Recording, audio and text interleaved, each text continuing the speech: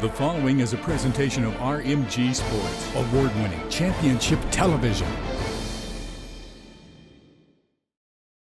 Race fans, get ready for Chase to the Checkered. This week, C2C prepares for the ASA's Pennsylvania 250. You'll hear from local driver Travis Geisler as he prepares for his first race in the ASA tonight.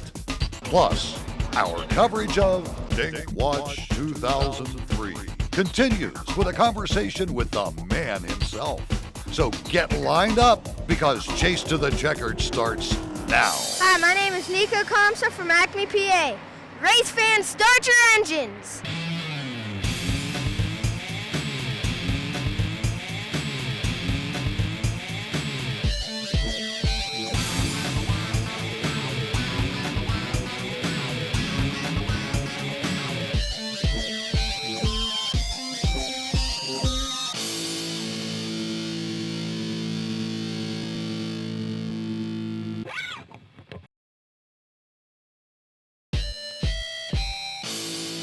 Race fans, welcome back to Chase to the Checkered. They say that records are meant to be broken. And when you break a record at a track like Jennerstown Speedway, you know you've accomplished something. West Mifflin's Dink Colarusso has tied a Speedway record. He's now just one win away from breaking Steve Pellis' record of 10 consecutive wins in the season. We caught up with Dink to talk to him and to give you race fans more details about this driver who has worked his way into the record books. Dink started his racing career with Steve Black 18 years ago. We bought the first race car I ever owned for $75 and put it together and put me in it, and I don't think we made 150 lap race. I don't think we made 23 before I crashed it. It's been so long ago, 18 years. I don't think I had a choice. That's just something that we decided to do, that we were going. After a 6-year break, Dink moved into a Charger car for more experience. 13 races at Motordrome, we didn't finish one. We didn't have the money. It wasn't there. It was a patchwork car to get some seat times for asphalt racing, but we went every week to try to be better. And in his 5th season as a street stock driver, Dink has learned that it isn't just horsepower that gets you into victory lane. I was very erratic at one time with no patience. At times, my erraticness in driving, the guys couldn't even tell what was wrong with the car. The biggest thing was patience, vision on a racetrack, know when to go, when not to go. It all boils back to patience, being calm, concentrating. Good things come to people who are patient on a racetrack. Learning the tires. We are the heaviest race car on a racetrack with the worst set of racing tires going. And with our tires and the heaviness of our race car, you have to get your horsepower through the racetrack and make the car handle through the corners. You can have the biggest hammer, but if it won't go through the corners, the guy who's handling better is going to run away from you. Dink has visited the winner's circle at a record-breaking pace and has won convincingly in almost every race he's run at Jennerstown. And when you win so convincingly, you always draw criticism. Boy, I've had people tell me that there are fans who come to watch this show. I can't sandbag. The nights that we get way out front, I can't. I've had people say that I should mirror drive and put a show on. I can't sandbag. I can't quit chasing the rabbit. If you get that far out front and you get off of that rhythm, break your concentration, I can't do that. Many say that Dink should move up into another division, but there is a major stumbling block. Checkbook. I need more sponsors to move up. We're looking at, I spend $7,500 to $10,000 a year on a street stock for what I have.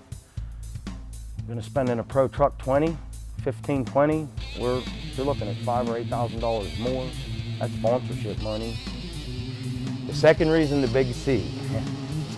Well, I hate to say, I'm not out after personal gains when it comes to racing, but if I have a personal gain that I would like to have, that would be one. That would probably be the only one.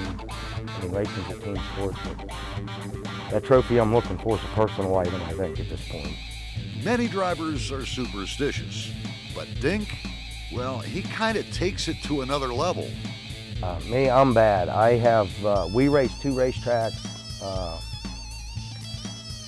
I had 2 identical C&K motorsport shirts.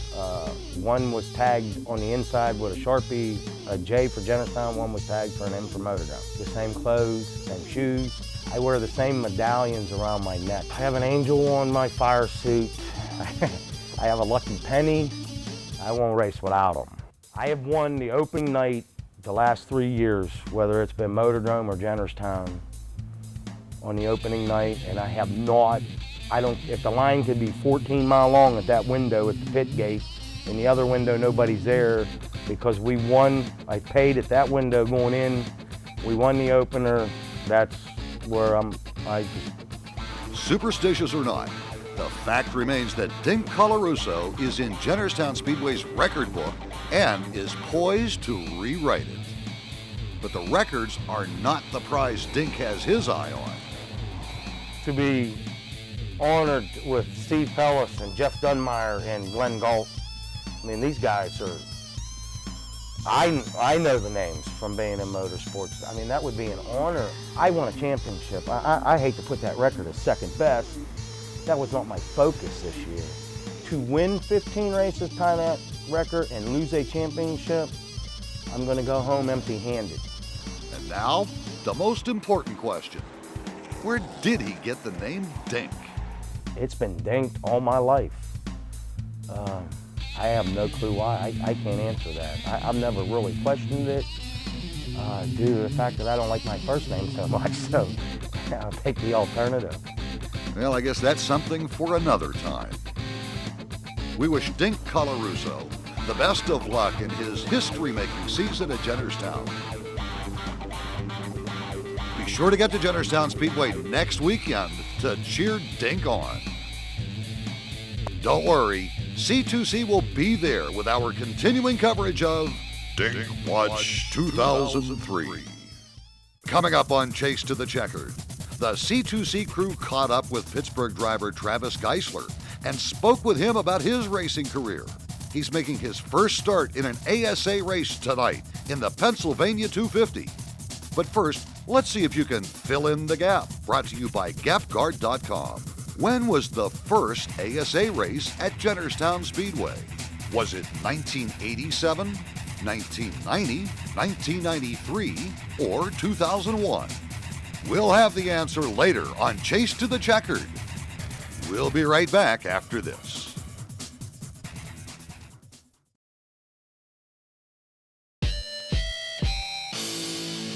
Race fans, welcome back to C2C. Every time a major touring series like the ASA comes to Jennerstown, fans always look for a local driver to root for. This year, we have one. Travis Geisler will be driving the number 15 Great Clips #1 Cochran Minton & Sons Custom Home Builders Chevy in the Pennsylvania 250 this Saturday. While this is the first ASA race for the Cranberry Township driver, he's no stranger to the Laurel Highlands Oval. He raced the 97 late model at Jennerstown Speedway several times last season. But like most drivers, Travis didn't just hop into a late model. I think go-karts were the easiest, cheapest option, and I was going to have to do it on my own, so I looked at the go-karts as something I could certainly handle, and actually went in the back of my mother's station wagon with her driving, and went to the racetrack. And really, I wanted to do dirt at that point in my career, and legacies weren't really big in this area yet, so go-karts was kind of the natural first step for me. And when your dad is Lynn Geisler, who has over 200 career wins and over 30 years of racing in the Pittsburgh area, you've got a great teacher to help you move up. I think the main thing he's really taught me is work ethic and knowing what it takes to go to the racetrack prepared to be the car that comes home with the checkered flag. I mean, that's something that I think a lot of people don't see right off the bat. They need to work through it and struggle through it and figure out what it takes to win. I knew what it took to win, I just had to get myself ready to win, and that was kind of what he's brought me the most. But like many drivers, Travis's goal is to get into the Winston Cup, and that meant moving from the dirt to the paved ovals and working his way through the ranks. The first couple years were pretty rough, and we were really learning. It was everybody in the crew had kind of come from dirt or come from somewhere other than there, so we all had a learning curve to go through. But after that, the third year we won a race at Motordrome, we won 2 at Clearfield, and then the fourth season last year was really kind of a breakout year. We had 7 wins out of 18 races at Motordrome, had 15 top 5s, and won races at Clearfield again, and really were able to focus on running up front, and it was a good year for us. Travis also took another step in building his career by recently graduating from Vanderbilt University with a degree in mechanical engineering. I really look to have a strong background in the dynamics and everything behind the chassis and what makes the race cars go around racetracks. And certainly mechanical engineering was the best place to go for that. I also really looked at college as something to better prepare myself for the future. It's allowed me to really expand my horizons, see some different things in life that maybe I wouldn't have seen just going to the racetrack. But when you go to a sponsor for $15 million as opposed to $15,000, you need to be able to relate on their level, and I think a college degree certainly will help me do that. With all of the touring series out there, Travis chose to compete in the ASA for many reasons. I think the ASA is one of the most professionally run series that you can have in any area. The cars that they run there are very similar to Busch-style cars. You know, with the radial tire that they have a very competitive place to be to kind of show your talent. You know, with live television coverage of every race, with the billing as We Build Champions this year, everything they've looked at with their old drivers that have gone on to Winston Cup, Busch, you know, there's just a great draw from ASA from above. Steve Dale really understands it from an owner's perspective and now as a series owner perspective.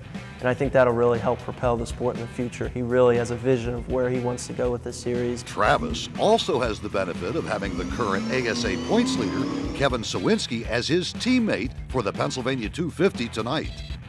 Overall, I think at the racetrack, as the day moves on, I'll really be able to lean on him. And you know, he's been very supportive of me so far. He called in last night to do the radio show with me. And it's just a really good guy to work with. He knows the sport. He's one of the veterans that's been there from the beginning and certainly is very willing to help me, and I look forward to running with him this Saturday. As the only Pittsburgh area driver competing tonight, Travis is ready to put on a show for his hometown fans. I really look forward to having the opportunity to bring something back to this area since it has given me so much. You know, I don't look at it as pressure from anywhere, I look at it as support from home. And there's so many people that have watched me grow up at the racetracks, whether it be Lernerville, Motordrome Speedway, Pittsburgh, wherever we were. Everybody knows me from when I was an infant at the racetrack, and to have those people still behind me, still supporting me, still involved in my racing career is very exciting for me. While Travis is looking to do well tonight, his goal is to make it into NASCAR's Winston Cup. The Winston Cup is certainly, you know, where I look to be. It's certainly within 10 years, possibly within 5. You know, I look to be in the Busch Series in the next 2 to 3 years for sure, and seeing how things go. I've always been competitive in the divisions I've been in. Every division I've run in, I've won a race in, and really look to keep that up. And you know, next year an ASA schedule would probably do pretty well for me. Possibly a truck or a Busch schedule would be pretty nice as well.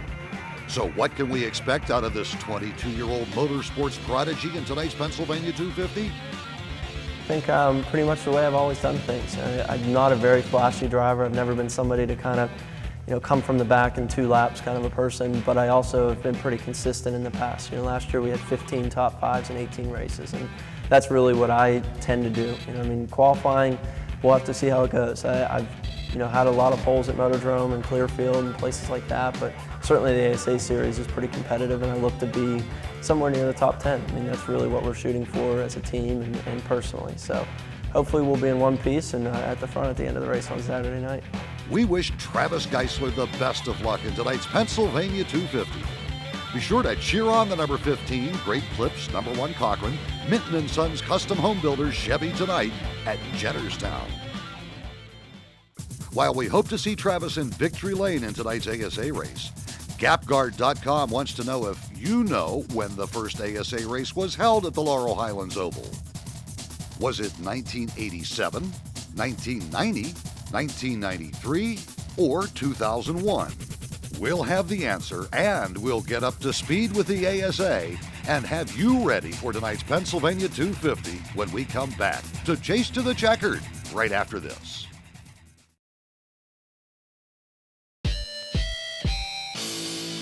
Race fans, welcome back to Chase to the Checkered.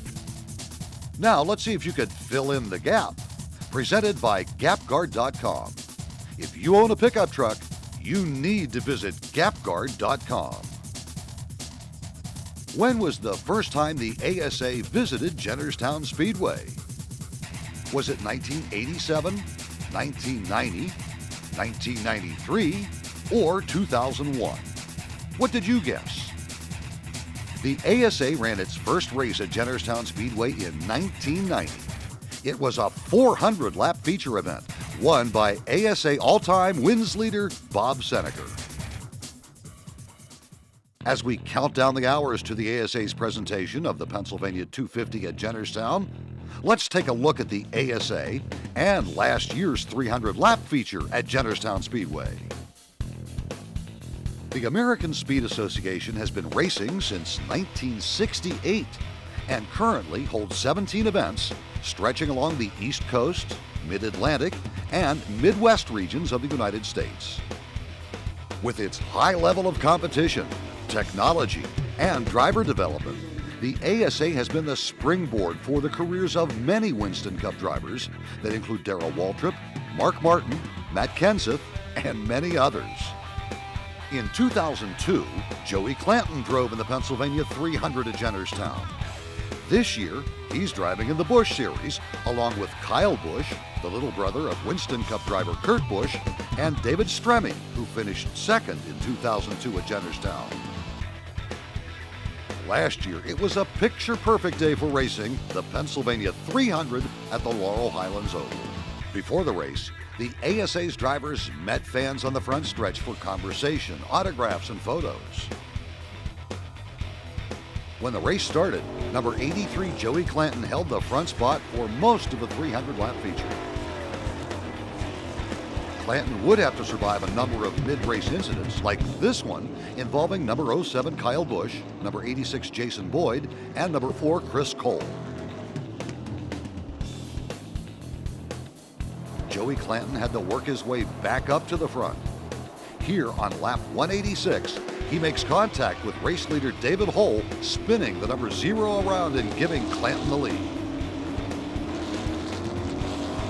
But on lap 270, fate got back at Clanton as number 1 Kevin Sawinski got into him coming out of turn 4, spinning the leader. On the restart, number 04 Butch Miller made off with the lead. Miller was the pole sitter and had a fast car. He flew through the final laps and went on to win last year's ASA Pennsylvania 300. We learned a little bit in the pits and we made some adjustments to the car, and it kept getting better and better as the race went on. Now, without a little bit of luck, we might not have won this race, even though I felt like we were the fastest car at the end. Local favorite Gary St. Amant led a few laps, but had to settle for third. You know, it seems like every year we come here to Jennerstown, we have a car that can win a race, and you know, we get down inside 50 laps to go and something always happens to us. So who should you be watching for in tonight's ASA Pennsylvania 250? Other than Cranberry's Travis Geisler? Here are the top 5 drivers in the 2003 ASA points. In the 5th position is number 63 Robbie Pyle. He finished 6th at Jennerstown in 2002 and is eager to get his first win of 2003 in the Citgo Chevy. He's sat on the pole twice this year, but has yet to see victory lane. Sitting in 4th in the 2003 ASA points is number 17, Mike Garvey. The Columbus, Ohio driver finished in the top 10 at Jennerstown last season, but is tied with Butch Miller for the most wins in 2003 in the ASA, with 3 trips to the winner's circle. The 3rd place point getter is Reed Sorensen, who finished 7th in last year's race at Jennerstown. The 17-year-old driver has 9 top 10 finishes in 2003, and his consistency has paid off in the point standings. 2002 Pennsylvania 300 winner Butch Miller is currently 2nd in points. His 3 wins and 8 top 5 finishes have helped the Coopersville, Michigan driver keep the Timberwolf Chevy within sight of the top spot. And the 2003 points leader is number 1 Kevin Sawinski. The Wausau, Wisconsin driver is coming off a second-place finish in the Meyer 250 at Berlin Raceway in Michigan on August 2nd. Sawinski finished 4th in 2002, but look for the 1997 Series champ to be among the front runners tonight. Race fans, that should bring you up to speed and have you ready for tonight's ASA Pennsylvania 250 at Jennerstown Speedway. Adult admission is just $25, with children 12 and under being admitted for free. The grandstand gates will open and practice will begin at 11:30 a.m., followed by qualifying at 3:30. Fans will be admitted onto the front stretch for autographs, photos, and to meet drivers at 6 p.m. And the Pennsylvania 250 will start at 7:30. Of course, the C2C crew will be on hand, getting all the highlights and driver interviews for next week's Chase to the Checkered. Plus, on next week's C2C, we'll bring you up to speed with all of the close points races in the NASCAR Dodge Weekly Series and PA Legacy Series at Jennerstown Speedway. Coming up next Saturday at Jennerstown Speedway, the U.S. Army presents the racing of the NASCAR Dodge Weekly Series, PA Legacy Series, and Men's Enduro. All this action for one low price. Adult admission is just $10, with children 12 and under being admitted for free. I'm Steve Richard. Thanks for watching Chase to the Checkered. We'll be back next week with all the highlights from the ASA's Pennsylvania 250. But we hope to see you tonight and every Saturday night at Jennerstown Speedway.